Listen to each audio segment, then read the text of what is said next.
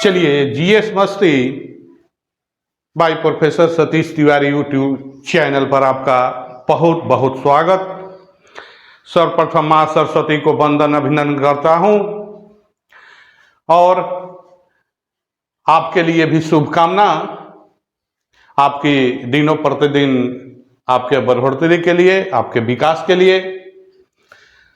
तो चलिए हम आते हैं विचारों में। आप वीडियो को जरूर अंत तक देखेंगे क्योंकि शिक्षा से संबंधित बातें, और शिक्षा जो होता है किसी भी उम्र में कहीं भी लिया जा सकता है। शिक्षा का कोई उम्र नहीं होता, ज्ञान का कोई उम्र नहीं होता, किसी विशेष लोगों के लिए ज्ञान और शिक्षा नहीं होता। इसलिए वीडियो को अंत तक देखेंगे, आप जरूर सब्सक्राइब करेंगे।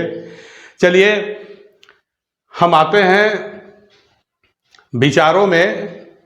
आप जैसा देखते होंगे, ये कटु अनुभव है जीवन का, ये केवल दर्शन नहीं है, फिलॉसफी नहीं है।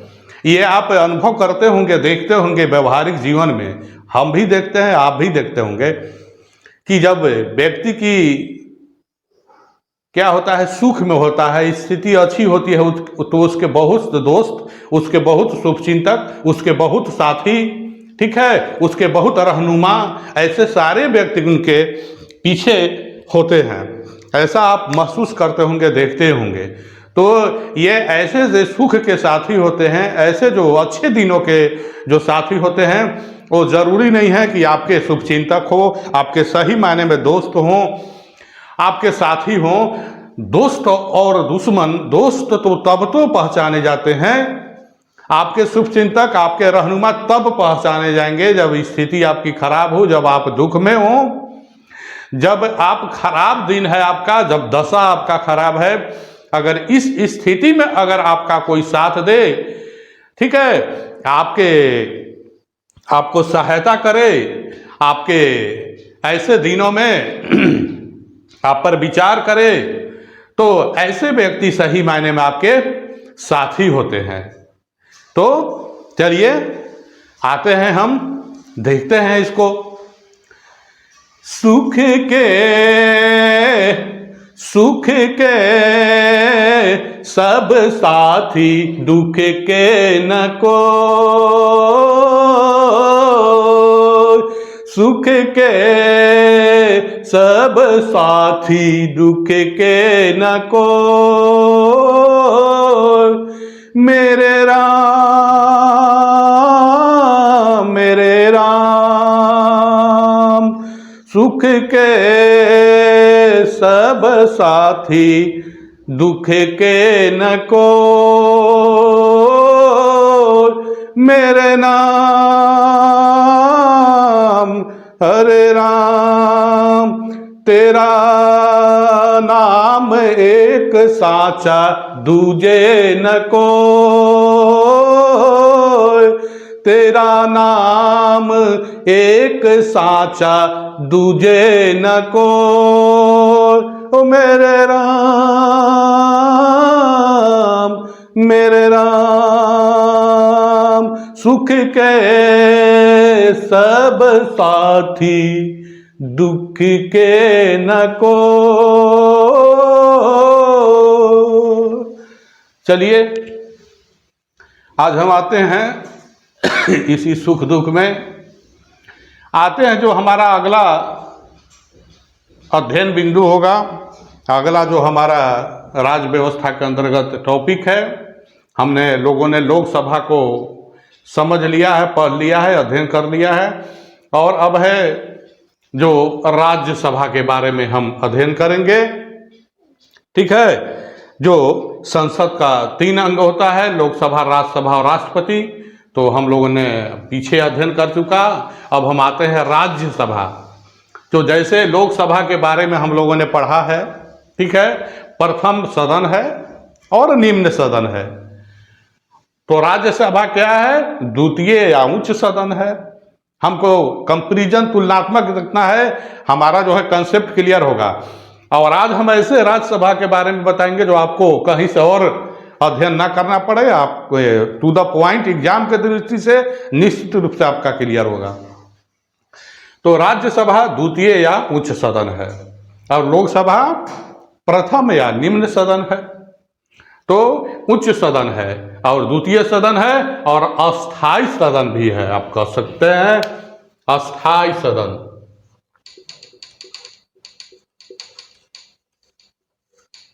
क्योंकि राज्यसभा का कभी विघटन नहीं होता, भंग नहीं होता, इसलिए इसको अस्थाई सदन कहते हैं। आपसे परीक्षा में तुरंत यहां वस्तुनिष्ठ प्रश्न बनता है, कमन है अस्थाई सदन नंबर 1, द्वितीय या उच्च सदन है नंबर 2।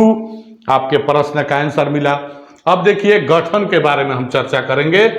अनुच्छेद 80 में गठन के बारे में है। इसके कितने सदस्य हो सकते हैं? तो 250। 250 में 238 राज्यों तथा संघ राज्य क्षेत्रों से चुने जाते हैं। 238 सदस्य जो हैं इनके, ठीक है, राज्यों, पूरे राज्य से और तथा संघ राज्य क्षेत्रों से। संघ राज्य क्षेत्रों से मतलब दिल्ली और पांडिचेरी से, सभी संघ क्षेत्रों से नहीं, सभी राज्यों से चुने जाएंगे, 29 राज्यों से, लेकिन सभी संघ क्षेत्रों से नहीं, केवल 2 संघ क्षेत्रों से। तो 238 और 12 सदस्य जो है मनोनीत किए जाएंगे। अब प्रश्न बनता है कितने सदस्य राज्य और संघ क्षेत्रों से? तो 238। कितने सदस्य मनोनीत किए जाते हैं? तब 12 सदस्य। किसको 12 सदस्य? जो कला, विज्ञान और खेल में उत्कृष्टता प्राप्त किए हों। ये 12 सदस्य किसको चुना जाएगा भाई?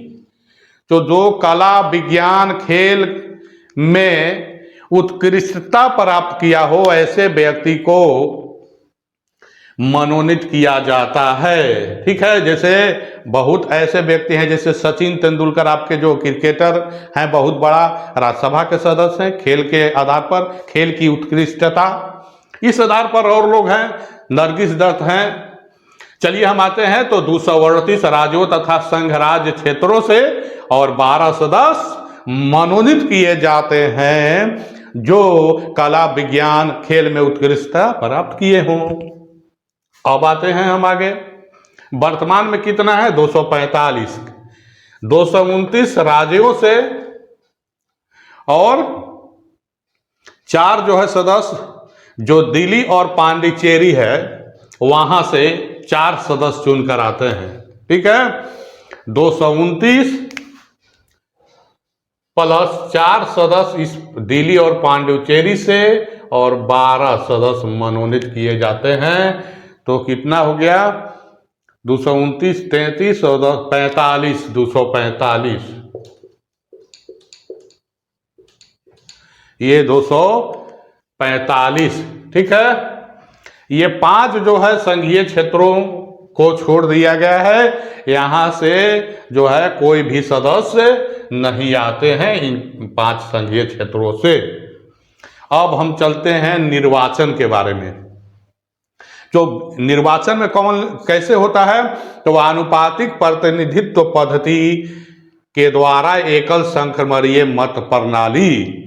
राज्यसभा के सदस्यों का चुनाव कैसे होता है? तो आनुपातिक प्रतिनिधित्व पद्धति एवं एकल संक्रमणीय मत प्रणाली द्वारा। पीछे भी हम लोगों ने अध्ययन किए हैं कैसे होता है आनुपातिक प्रतिनिधित्व पद्धति और कैसे एकल संक्रमणीय मत प्रणाली हम निकालते हैं राष्ट्रपति के चुनाव में, हम लोगों ने अध्ययन किया है।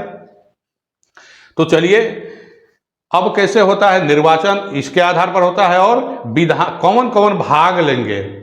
ठीक है, आनुपातिक प्रतिनिधित्व पद्धति एवं एकल संक्रमणीय मत प्रणाली द्वारा तो होगा, लेकिन भाग कौन लेंगे राज्यसभा के चुनाव में? तब भाग लेंगे कौन कौन? विधानसभा के निर्वाचित सदस्य। लेकिन आपको अब यहां ख्याल रखना है, जो थोड़ा सा ज्यादा ध्यान देना है, सामान्य से थोड़ा ऊपर। ठीक है ना, क्योंकि किसी भी टॉप में 2-3 तरह का स्तर होता है, एक निम्न, एक साधारण, एक थोड़ा सा ऊपर, जिसका आपको नॉलेज ऐसे प्रश्न पूछे जाते हैं आपके परीक्षा में। थोड़ा एक्सीलेटर ज़्यादा ले लेना है, 100 का स्पीड में। देखिए अब ये निर्वाचन, विधानसभा के निर्वाचित सदस्य तो भाग लेंगे, पर विधानसभा के मनोनीत सदस्य जो होते हैं वो भाग नहीं लेते हैं। आपको ध्यान यहां रखना है, भाग कौन नहीं लेंगे? विधानसभा के मनोनीत सदस्य। और आगे हम क्या देखेंगे? राज्यसभा का जो सदस्य चुने जाते हैं, जो सदस्य बनते हैं, जरूरी नहीं है कि उस राज्य का निवासी हो।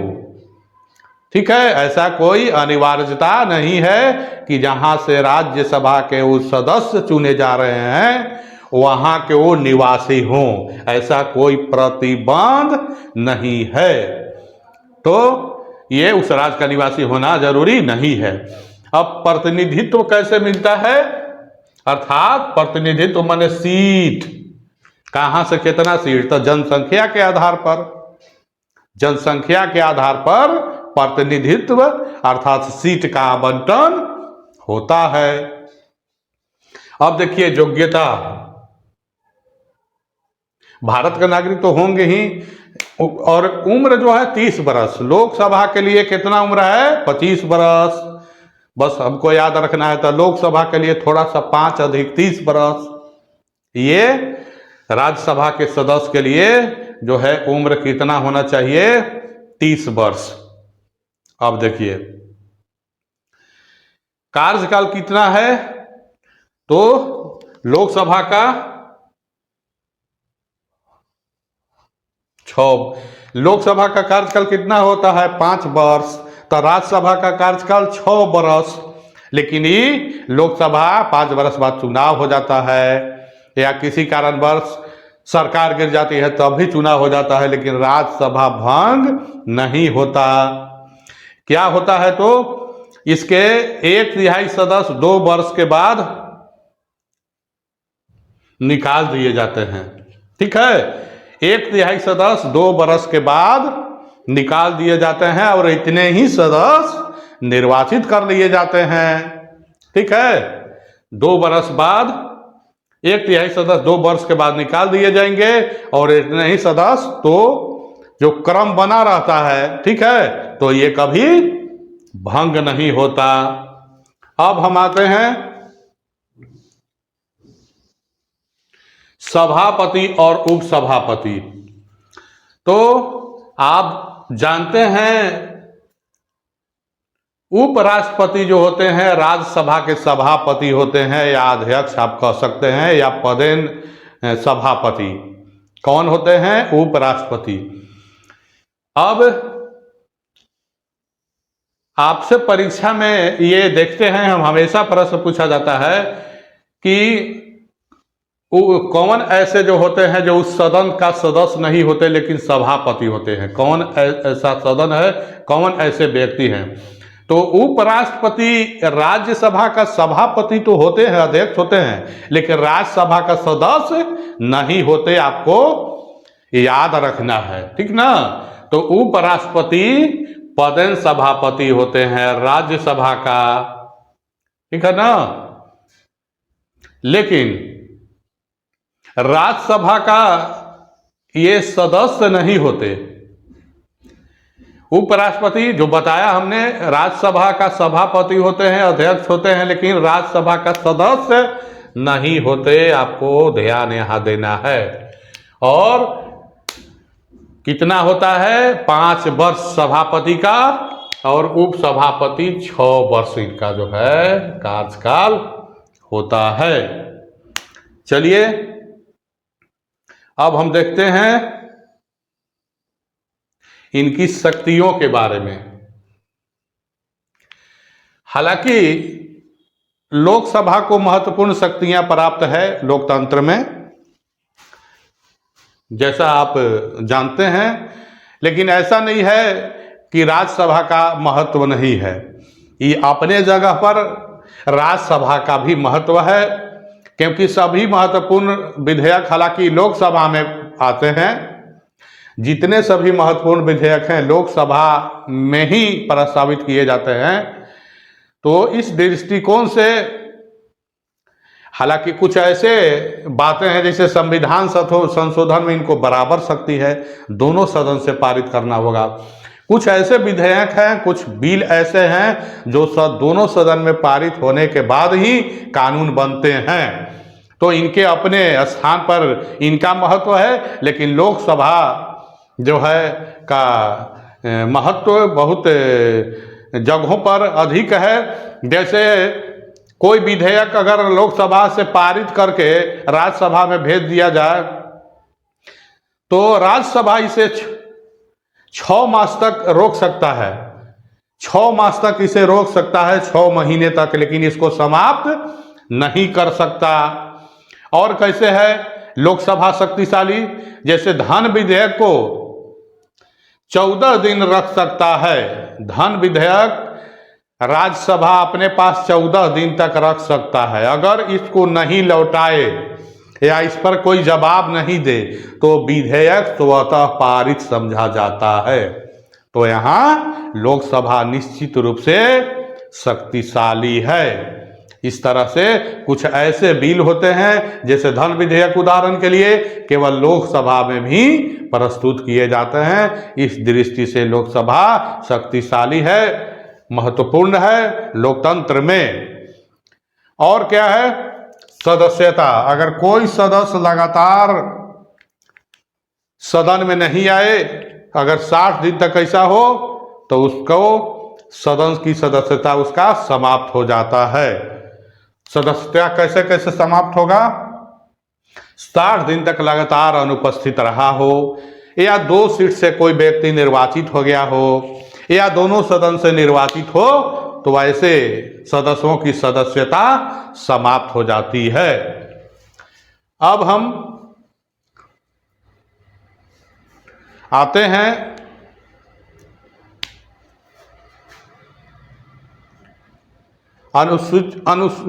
अनुच्छेद 249 और 312 में राज्यसभा को एक विशेष जो है अधिकार प्राप्त है।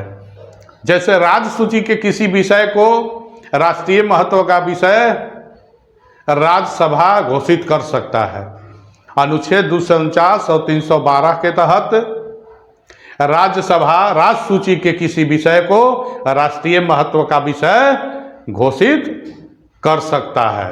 ठीक है, ये राज्यसभा का विशेष अधिकार होता है। अब चलिए हम आते हैं एक और महत्वपूर्ण जानकारी है राज्यसभा के बारे में। राज्यसभा मंत्रिपरिषद के विरुद्ध अविश्वास प्रस्ताव नहीं ला सकता। राज्यसभा मंत्रिपरिषद के विरुद्ध अविश्वास प्रस्ताव नहीं ला सकता। अब हम चर्चा करेंगे वेतन के बारे में। तो अनुच्छेद 97 में वेतन के बारे में चर्चा है। वेतन इनको कहाँ से दिया जाएगा? तो संचित निधि से। वेतन कहाँ दिया जाएगा? संचित निधि से। इसका वर्णन कहाँ है? तो दूसरी अनुसूची में। वेतन कितना है? अध्यक्ष के रूप में इनको वेतन अध्यक्ष के रूप में दिया जाता है। कितना है? तो 4 लाख। अभी कौन है? तो वेंकैया नायडू राज्यसभा का सभापति हैं। एक और आपको प्रथम अभिनेत्री कौन बनी जो राज्यसभा में चुनी गई? तो नरगिस दत्त। अब आपके जो हम लोगों ने ये राज्यसभा के बारे में अध्ययन किया, आप निश्चित रूप से समझ लें जो प्रश्न पूछे जाएंगे इस दायरे से बाहर नहीं जाएंगे। अगर हम इसको अच्छी तरह से अध्ययन कर लिए तो हम इस अध्ययन को और इस टॉपिक को अगर हम आत्मसात कर लिए तो समझिए इस टॉपिक को हम मुट्ठी में कर लिए। इससे कोई प्रश्न बाहर नहीं आ सकते हैं। जैसे यहाँ है वेतन कितना है? तो 4 लाख है। एक वस्तुनिष्ठ प्रश्न का उत्तर हो गया। दूसरा प्रश्न बन सकता है वेतन के बारे में कहाँ वर्णित है राज्यसभा के सभापति का? तो अनुच्छेद 97। तीसरा प्रश्न हो गया कहाँ से दिया जाता है? तो संचित निधि से। चौथा प्रश्न हो सकता है किस अनुसूची में वर्णन है, तो दूसरी अनुसूची में। पांचवा प्रश्न हो सकता है कौन है अभी राज्यसभा का, तो वेंकैया नायडू। ठीक है। छठवां प्रश्न हो सकता है राज्यसभा का महत्व विशेष अधिकार किस अनुच्छेद में है, तो 299, 312। सातवां हो सकता है कौन सदन में अविश्वास प्रश्न मंत्री परिषद के विरुद्ध नहीं ले सकता, तो राज्यसभा में। ठीक है। आठवां प्रश्न होता है द्वितीय उच्च सदन कौन है। नौवां प्रश्न हो सकता है अस्थायी सदन कौन है। 10वां प्रश्न हो सकता है कितने सदस्य होते हैं। 11वां प्रश्न हो सकता है कितने सदस्य राज्य संघ क्षेत्रों से आते हैं। 12वां प्रश्न हो सकता है 12 कितना सदस्य मनोनीत होते हैं और किन संघ क्षेत्रों से चुनकर नहीं आते हैं। तो 13वां प्रश्न हो सकता है कि कौन कौन भाग लेते हैं। 14वां प्रश्न होता है, ठीक है, किस आधार पर चुनाव होता है। 15वां प्रश्न हो सकता है कितना उम्र होता है। 16वां प्रश्न होता है कितना कार्यकाल होता है। 17वां प्रश्न होता है। अर्थात ये सारे प्रश्न आपके बनते हैं। कितना उपसभापति का कार्यकाल 17वां। हालांकि आपके इसमें जो हमने टॉपिक रखा है ये 42 प्रश्नों का सीधा सीधी उत्तर मिलेगा आपको इन प्रश्नों का। तो हम इस तरह से राज्यसभा के बारे में हम लोगों ने अध्ययन किया। आप जरूर सब्सक्राइब करेंगे, देखेंगे। जय हिंद, जय भारत।